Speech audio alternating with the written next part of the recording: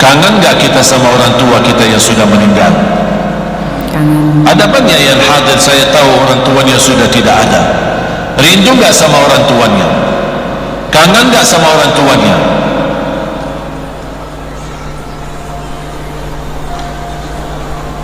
Jumpa Bapak Ibu, saya mengajak Bapak Ibu, tolong renungkan fikirannya, tunduk kepalanya,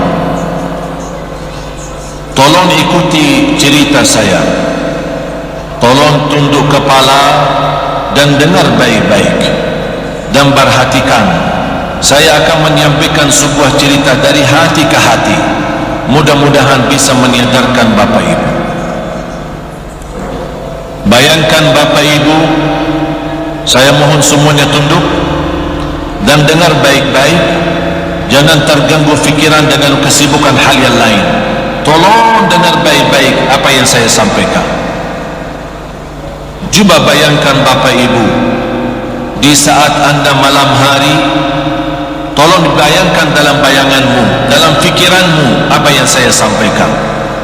Bayangkan malam hari kita bangun dari tidur, kita ambil air wudu, kemudian kita salat tahajud. Di dalam sujud kita meneteskan air mata ketika kita ingat orang tua kita, dan kita berdoa, Rabbighfir lahumma warhamhuma kama rabbayani saghira. Rabbighfir lahumma warhamhuma kama rabbayani saghira.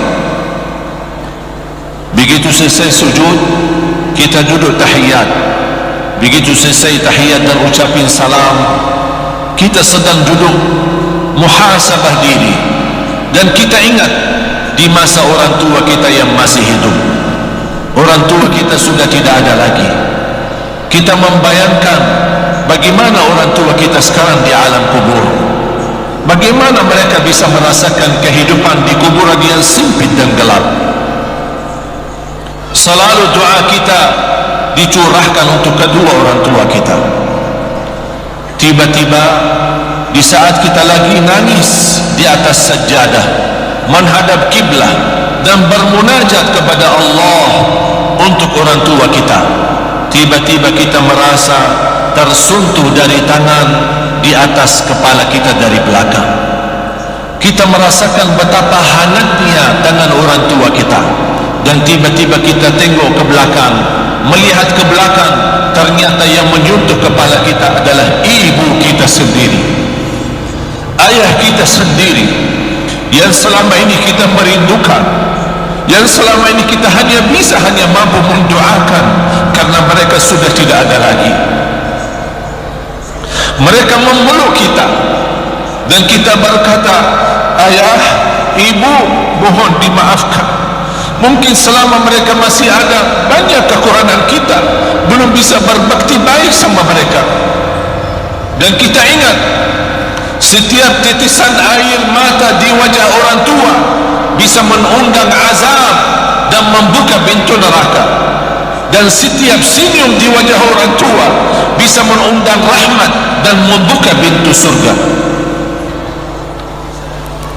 Kita minta tolong sama ibu dan ayah, mohon dimaafkan, karena di masa hidup kalian kami tidak bisa berbakti baik dengan sungguh-sungguh.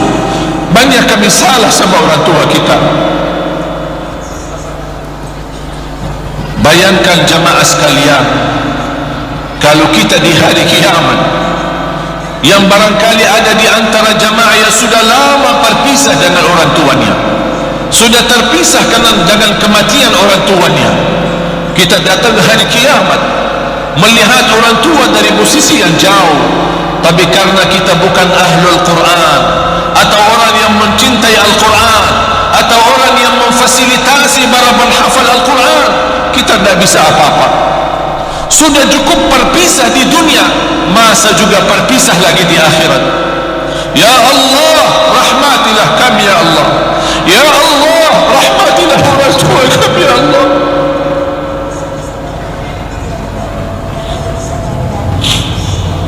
Makanya bahagialah keluarga yang memiliki para penghafal Al-Quran,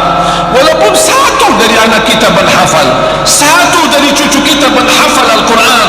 Kalau tidak ada di antara keluarga kita menghafal Al-Quran, jadikan hartamu, sedekahmu, tanahmu, rumahmu menjadi saksi dan wakaf untuk Al-Quran, supaya besok kita mampu menghadiahkan mahkota untuk kedua orang tua kita, walaupun kita belum hafal Al-Quran. Walaupun tidak hafal Quran, masih kita bisa menghadiahkan mahkota untuk kedua orang tua melalui sedekah yang terbaik, melalui wakaf yang terbaik, untuk kita membantu dan memfasilitasi para penghafal Al-Quran. Bapak Ibu, mari kita sama-sama ucapkan Rabbi ghfir lahuma, Rabbi ghfir lahuma, Rabbi ghfir lahuma warhamhuma kama rabbayani saghira. Ya Allah, ampuni kedua orang tua kami, rahmatilah orang tua kami, jadikan orang tua kami mulia di sisimu dunia akhirat.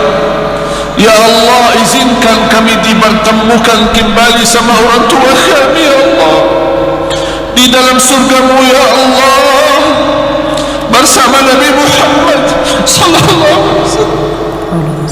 Bapak Ibu jemaah sekalian,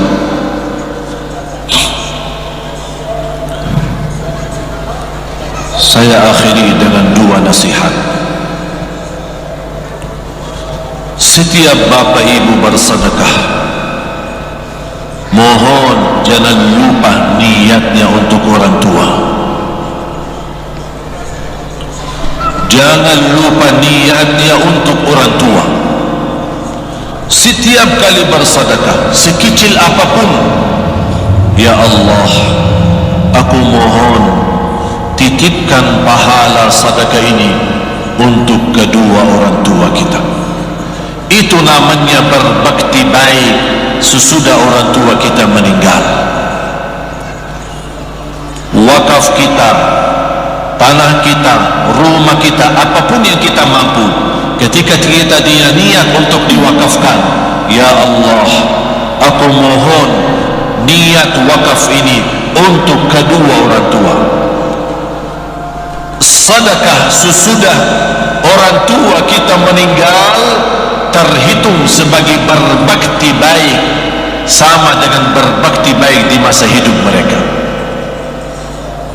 Yang kedua, jangan lupa mendoakan orang tua setiap waktu dan setiap saat. Bukan hanya di saat salat, pas lagi naik motor, lagi bersama anak, betapa kita merasa kasih sayangnya kepada anak. Kita ingat di masa kecil kita, sama orang tua luar biasa kasih sayangnya kepada kita.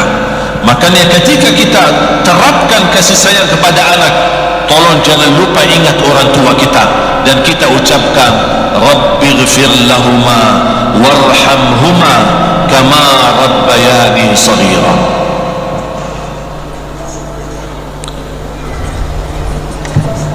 Mudah-mudahan di antara kita bisa menjadi keluarga Al-Quran, di antara anak dan keturunan kita bisa menjadi penghafal Al-Quran, yang kita bisa hadiahkan untuk orang tua kita, yang kita bisa hadiahkan untuk keluarga besar kita. Mudah-mudahan perjuangan kita bersama untuk mencetak 1 juta penghafal Al-Quran. Kalau orang munafik bekerja keras untuk menghancurkan kita, kita tidak ada niat buruk. Kita pula bekerja keras, tapi kita tidak ada niat menghancurkan mereka. Justru kita membawa rahmatan lil alamin untuk seluruh alam. Walaupun sama musuh kita, kita dianjurkan untuk membawa akhlak Nabi Muhammad, ikhlas, sabar, ridha, pemaaf, dan senantiasa tidak membalas dendam dan tidak membalas keburukan. Itu Islam kita, itu akhlak Nabi Muhammad sallallahu alaihi wasallam.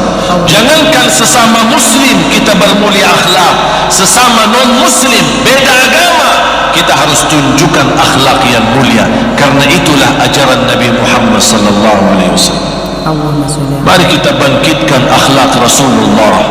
Mari kita terapkan akhlak Rasulullah. Mari kita amalkan akhlak Rasulullah.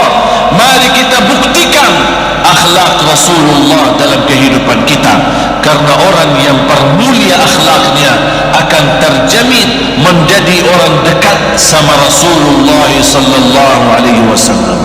Aqrabukum minni majlisan yaumal qiyamah ahasinukum akhlaqa. Orang yang paling dekat kepadaku, kata Rasulullah, orang yang paling mulia akhlaknya. Siap menjadi ahlul Quran, pencinta Al-Quran, berakhlakul Quran, berakhlak Nabi Muhammad.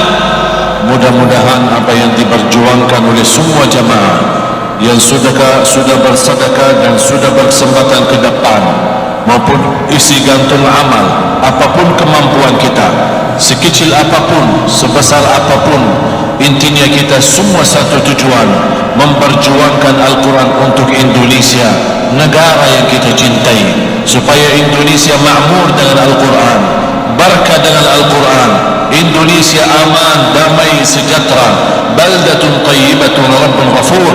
Semuanya tergantung kita bersama Al-Quran.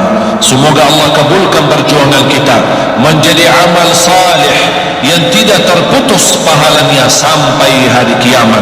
Dan Allah Maha Saksi, malam ini mudah-mudahan dipertemukan kembali oleh Allah di dalam surganya. Amin ya rabbal alamin. Bismillahirrahmanirrahim. Alhamdulillahi rabbil alamin. Allahumma salli ala sayyidina Muhammad wa ala ali sayyidina Muhammad. Ya Allah ya dzal jalali wal ikram. Ya Allah ya dzal jalali wal ikram. Ya Allah ya dzal jalali wal ikram. Berilah kepada kami petunjuk pada jalan yang lurus. Ihdinas siratal mustaqim. Ahyina mu'minin wa tawaffana muslimin wa adkhilna bi rahmatika fi ibadika as-salihin.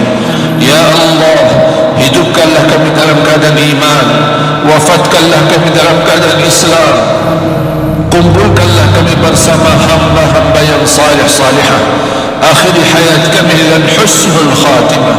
Ya Allah biha, Ya Allah biha, Ya Allah bihusnil khatimah. Anugerahkan kepada kami dan keluarga kami menjadi ahlul Quran, ahlul Quran di dunia, ahlul Quran di akhirat. Ya Allah, anugerahkan kepada keturunan kami, anak dan cucu, menjadi penghafal Al-Quran, berakhlak Al-Quran. Tertulis nama kami malam ini sebagai orang yang mendapatkan syafaatnya Al-Quran.